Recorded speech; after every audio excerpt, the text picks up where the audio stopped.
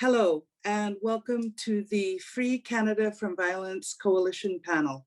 My name is Sarah Burke, and I am speaking to you from the traditional lands of the Lekwungen people. I want to acknowledge also the traditional lands of our speakers you will be hearing from today, who live from coast to coast to coast, and we have gratitude to live and work on this beautiful land. I work at the Canadian Red Cross as the National Director of Indigenous Programs, and I am here today as the National Co-Chair of Prevention of Violence Canada. POVC is an alliance of public health practitioners, researchers, educators, organizations, and individuals working to foster national action to prevent violence, guided by strategic planning for Canada. I have spent my professional life working in the area of prevention of violence, and I cannot speak of this issue without talking about the need to end all forms of violence against children. According to UNICEF, half of all children in this world experience one or more forms of violence. The future pathways of this experience is well known, but we want to show today how this path is predictable, and therefore, if it's predictable, it's prevented. The incredible panel of speakers who are Canadian and global experts have come together to share evidence and compelling facets of violence, its impacts, and the science which shows how prevention and progress can be made. Our first speaker is a true humanitarian and has played a key role in launching the petition as a means to bring focused attention. Reverend Frances Deverell is a retired Unitarian minister living in co-housing in Nanaimo, BC. She is committed to social justice work, including reconciliation with First Nations, anti-racism, reconciliation with nature, social equality, and making sure we design our economy so that no one is left behind. This violence prevention petition addresses all of these issues. Frances, welcome. And I would like to know, why did you start this petition and why is this important?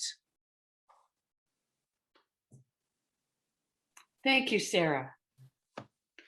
I'm a retired Unitarian minister working on violence prevention. The news is filled with victims telling their stories of violence and killing. You can't help but be affected every day.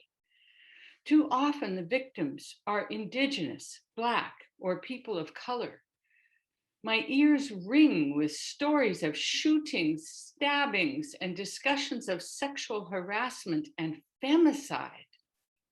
Why is this violence still happening? Why don't we prevent it when we know how? In 2017, at a World Health Organization conference, I met people from all over the world working to save lives by reducing violence. We know what to do, but over and over, the same concerns.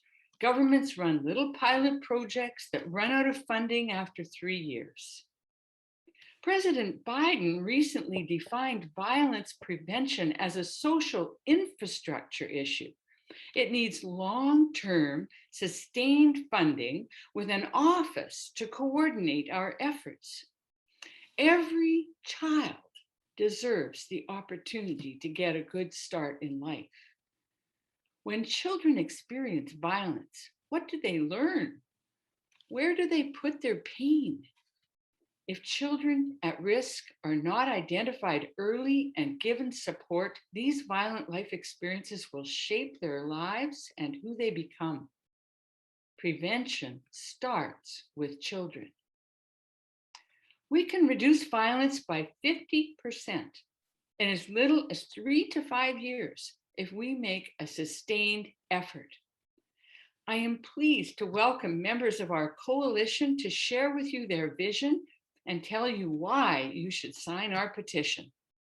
Thank you. Thank you so much, Frances. Those were very powerful words. And now I would like to introduce our next panelist, who has a very impactful story. Priscilla Devillier, welcome. Priscilla is a victim advocate and the co-founder and executive director of the Victim Justice Network.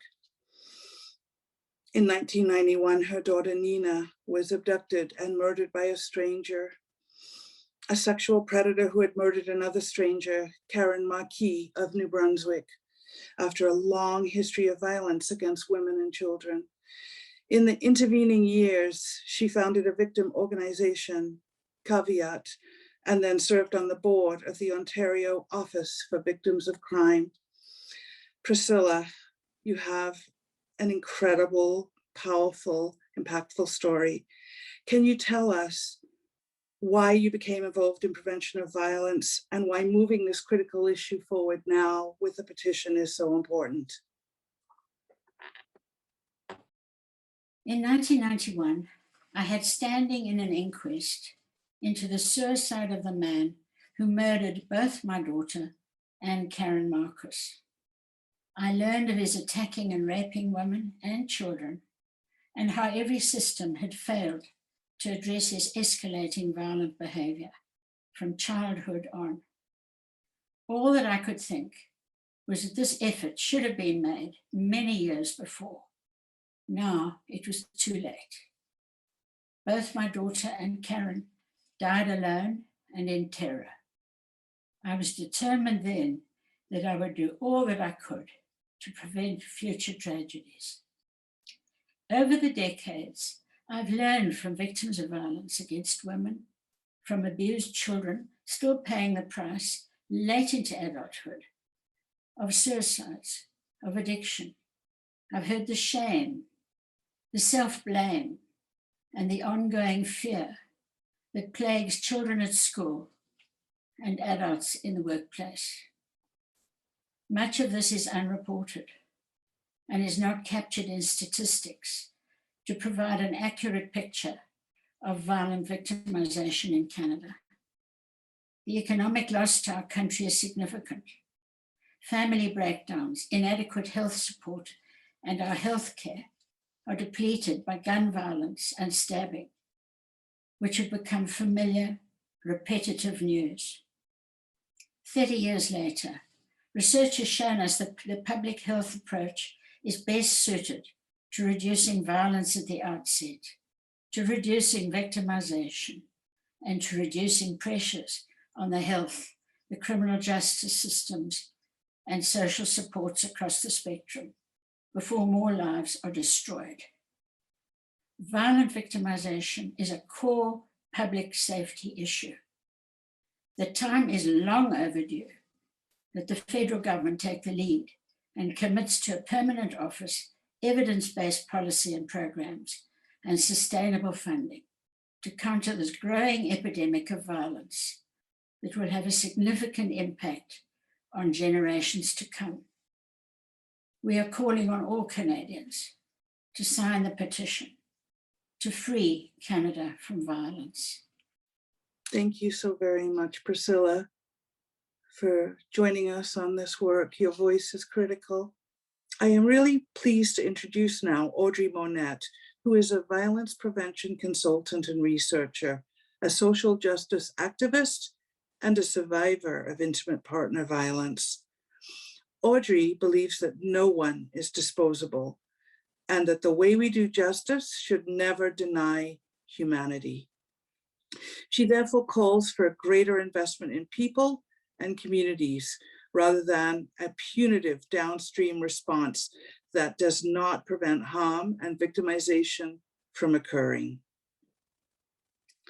Audrey, thank you for joining us. What measures do you think we should be implementing to ensure young people benefit from a future where they are safe?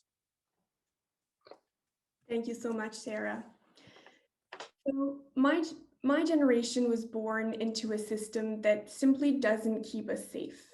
The current system is stuck in a status quo of policing and prisons that reacts to harm by punishing young people, and particularly Black and Indigenous youth. The thing is, these punitive measures don't prevent harm from occurring in the first place. They don't increase the safety of women and children. In fact, in a lot of cases, they can perpetuate harm both to victims and those who are criminalized. Today, however, we do have the knowledge and the evidence that prove that we can, in fact, save lives by addressing the causes of violence. These root causes include a number of things, including poverty, unemployment, food insecurity, the lack of access to safe and affordable housing, lack of opportunities for education, systemic racism, oppressive social norms, and so on. By focusing on social development and investing in the futures of young men, women, and gender diverse people, we can prevent victimization and thus criminalization. We need to act now to avoid that another generation be harmed by interpersonal violence as well as systemic violence. And for this reason, we're calling on all Canadians to sign this petition to free Canada from violence. Thank you. Thank you very much. A very strong message. And I would like to now continue this with Felix Munga, who is a community psychologist who teaches part-time in psychology and health sciences at Wilfrid Laurier University. He is a research fellow investigating the link between global climate change and violence. This is a critical lens.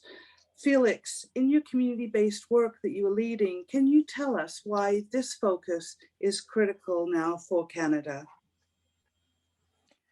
I believe that current levels of violence should not be simply tolerated. We owe it to our children and their children to try to free Canada and the world of violence, particularly because we have evidence that could help to drastically lower violence by supporting parents, children, teachers, and so on. My 14-year-old child is growing up in a world of many ambitious projects, including autonomous cars, space travel, and artificial intelligence. Unfortunately, a society free of violence is not part of this list of projects, which I think is a real shame. Rather than moving towards lowering violence, it is becoming increasingly evident that the current COVID-19 pandemic has negative impacts on violence.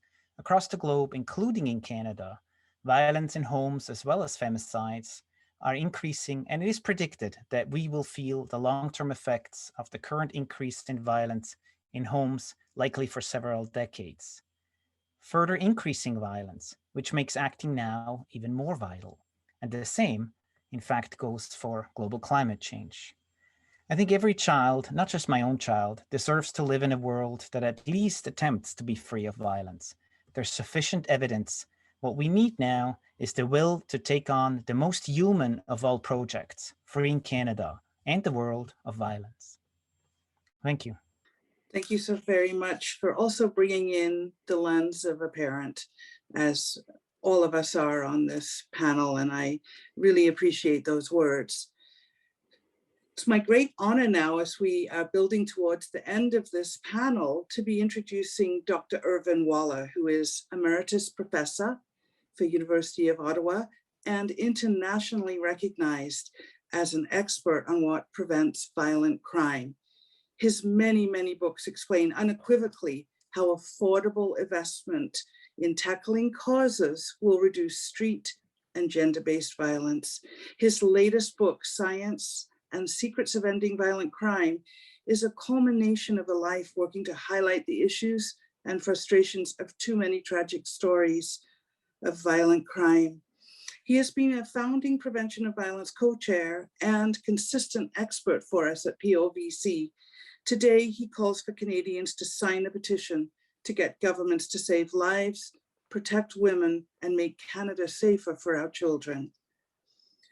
Irvin, you say so strongly how violence impacts individuals and families, but can you tell us why now is the time and why this petition is so important for Canada and its place globally?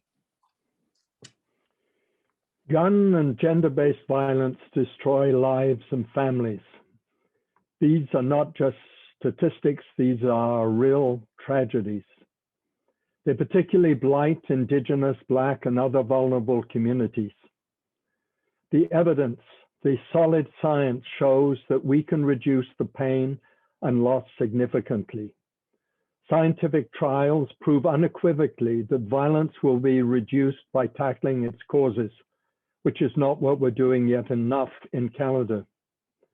My list of proven prevention strategies that are 50% better than the status quo starts with changing attitudes to violence in schools, outreach to youth at risk and disadvantaged areas, providing support to parents, and more. And that 50% can be achieved within a relatively short time period of 3, maybe 5 years. City councils need help to change the way that they spend their money. We have to help them to plan and implement prevention to save lives and budget time and improve the neighborhoods within those cities. Canada is very good on the international stage.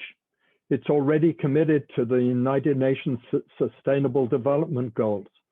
And those goals include significant reductions in violence against women, street violence, and violence against children by 2030. But this will not happen without a significant shift in our priorities. We need actions, not just words.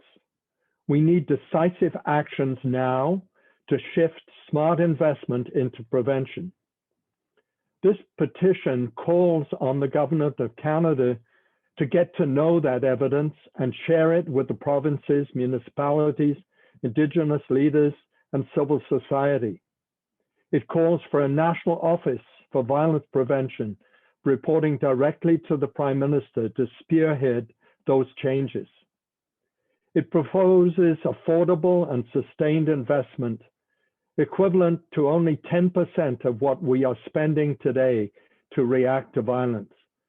This is a small price to save lives, protect women, and invest in a safer Canada for our children. It's a small price to make Canada once again a leader in safety. Let's share the good news that prevention works and get our networks to sign this petition and put pressure on all levels of government in this country to make Canada safer. Irvin, thank you so much for those powerful words. I really appreciate the space you make for the concept that it is measurable and possible. And this is critical to understand. This is not something that we are asking for that is down the road. This is possible today. As I move on to our final speaker, it is my great pleasure to introduce Shannon Turner, who is my inspiration as the National Co-Chair of Prevention of Violence Canada. Shannon was a founding co-chair of this tiny but mighty organization and is a committed member of the Global Violence Prevention Alliance. Shannon has served on the Working Group for Assets Database and participated in numerous Violence Prevention Alliance meetings around the world.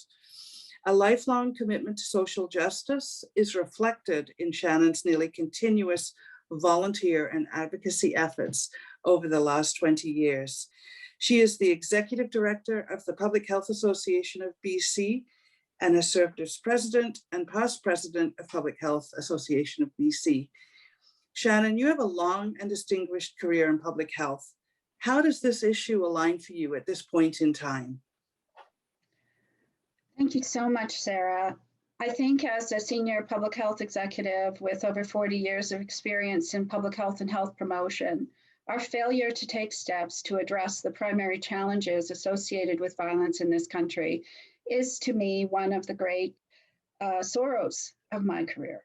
I became involved in violence prevention work because of my interest in social justice and in increasing equity for all populations in Canada.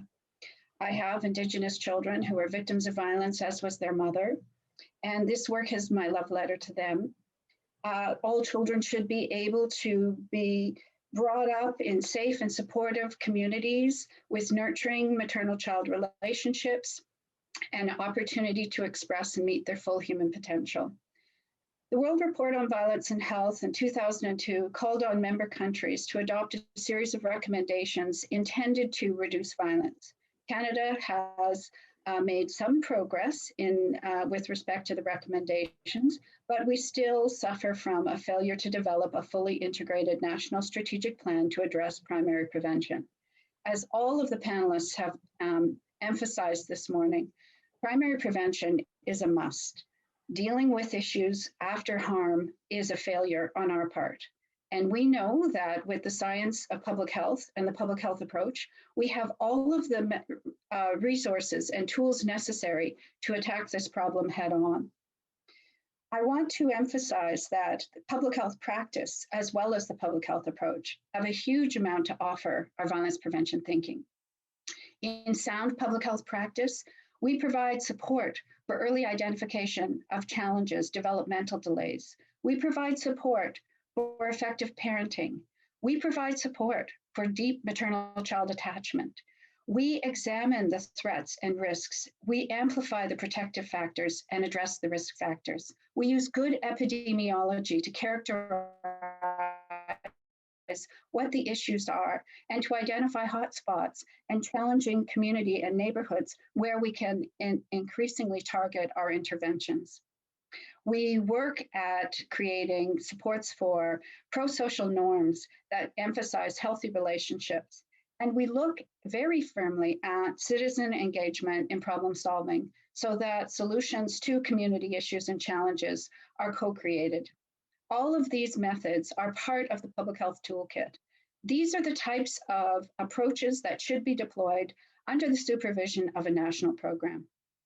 So we're calling on all Canadians to use the science and the evidence that we have to actually enhance our experience domestically and establish ourselves as a credible international leader for safe and healthy communities. Thank you. Thank you so much, Shannon, for that really good overview of the public health issue of violence. And so this brings a close to the speakers and the panel, Free Canada from Violence. We hope that you have learned something and that you are aware now that there is a petition that we are asking you to sign, and we're asking you to share in your networks so that we can increase the reach of this important petition. We want to send a very strong message to Canada so that they are aware from coast to coast to coast, people are concerned. When you look at the petition, you will see that there is information there and you are asked to sign. When you sign, your name is not shared publicly. That is something that you are signing to provide your name, but it is not listed on the petition website. It's important to know that because the numbers are important, but your privacy is important as well. We will now ensure that we have the link of the petition at the end of this, and you will also see that there are some background documents where some of the evidence and science is posted. If you want to learn more, read more, ask more questions, any of us on this coalition are happy to provide information. We do hope that you have found this really helpful. And in a final note, I would like to thank our technical support team of Chris Moncassi and Ron White of Public Health Association of BC. Thank you very much, and please sign the petition.